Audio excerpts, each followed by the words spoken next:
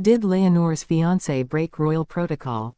Engagement scandal. A royal engagement. A moment of joy. A symbol of unity. But suddenly, controversy erupts.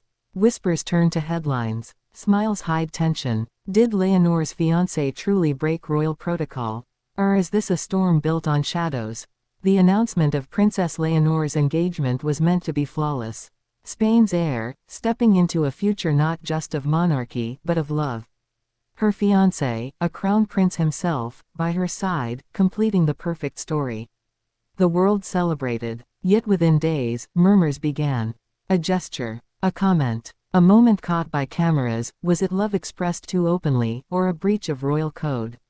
It began at the engagement ceremony itself.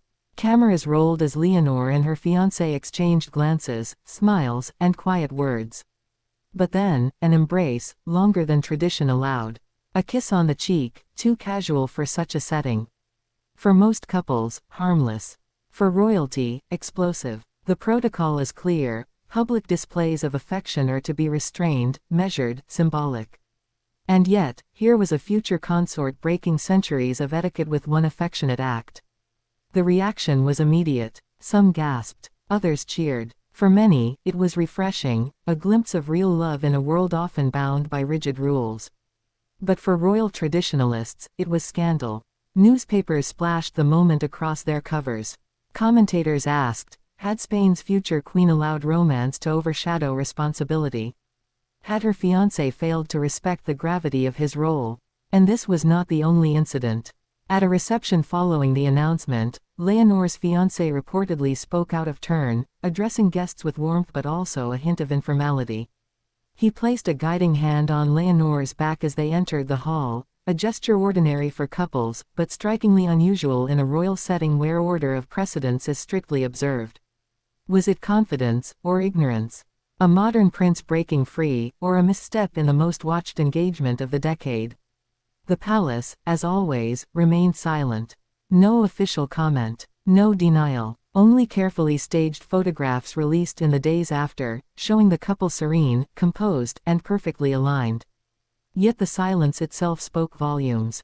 Was it an attempt to protect the couple from scrutiny, or a quiet acknowledgement that protocol had indeed been bent?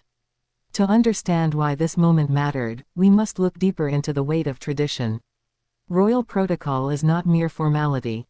It is structure. It is control. It is how monarchies survive in modern times, preserving respect and mystique.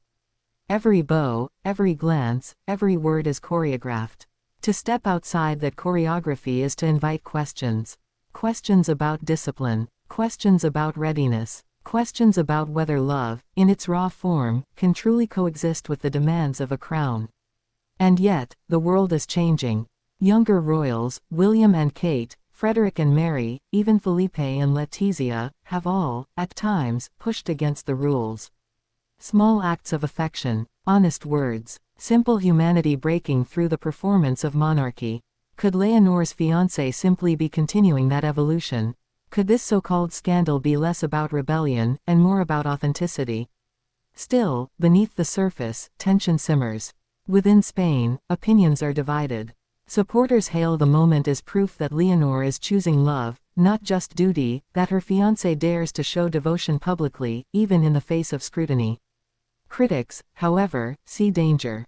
If protocol can be broken before the wedding, what might happen when Leonor ascends the throne?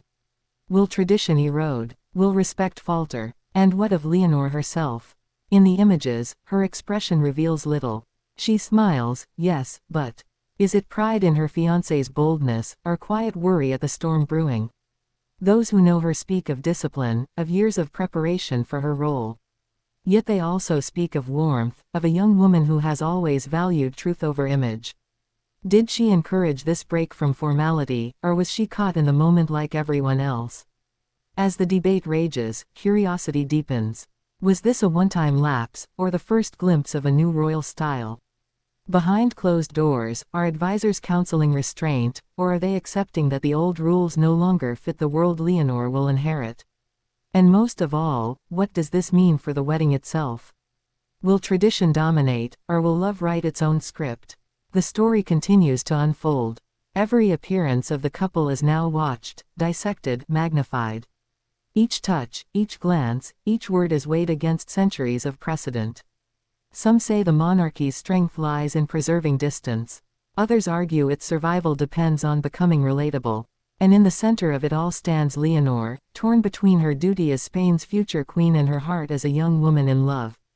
For now, one truth is clear. This so-called scandal has not diminished public fascination. If anything, it has intensified it. People want answers. They want to know if Spain's heir will rule with the cold steel of tradition, or with the warmth of a woman who allows love to shine even in the strictest halls of power. Did her fiancé break royal protocol? Yes, perhaps. But perhaps he also broke something else, an invisible barrier between monarchy and humanity.